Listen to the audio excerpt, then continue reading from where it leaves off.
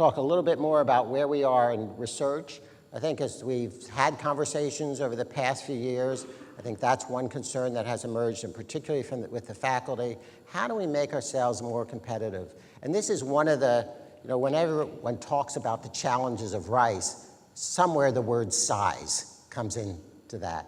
We remain, as I talk to people around the world and meet them in different places, and you're trying to explain what Rice is, the most common formulation I use is we are the smallest wide-spectrum elite research university.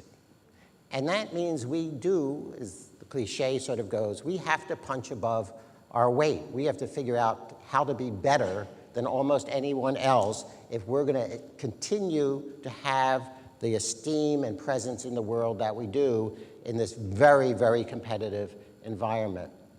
What we recently announced, based on Board of Trustee decisions primarily last May and then again in September, is a $150 million initiative.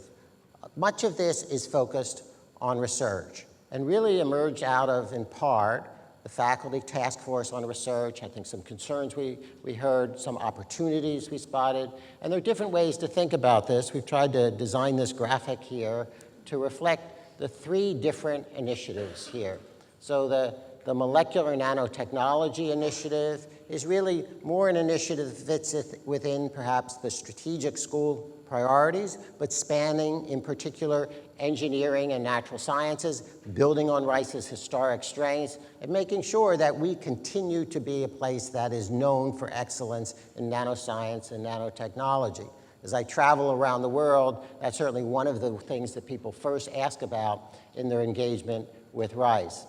The Data Science Initiative, which based on the consultations that we've had with faculty and staff, is an initiative that spans virtually all the schools. So this is a university-wide endeavor. We have a major grant, for example, pending with regard to the Kinder Institute, which would bring data science in particular to the study of urban issues. Obviously, a lot in engineering. There's a significant group of people in the School of Humanities interested in issues of digital humanities. And so that effort spans a good part of the university. Our goal is to take our historic strengths in areas like computer science and high-performance computing and mathematics and apply that to this new area, which sometimes is called big data.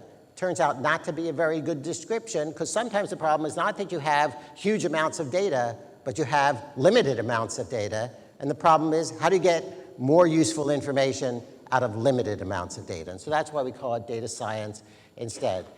I wanted to just talk a little bit about kind of what we're calling the reach of Rice, which has an international component, but not just an international component, because it does reflect, again, I think, over a period of time, the development of our university. Ping and I were recently on a trip to China and Vietnam, visiting universities, a number of universities in those places. And one of the things that's always so exciting and heartening for me is the way Rice University is welcomed at universities around the world. They are interested in engaging with us because of our reputation, because of the excellence of what we do here.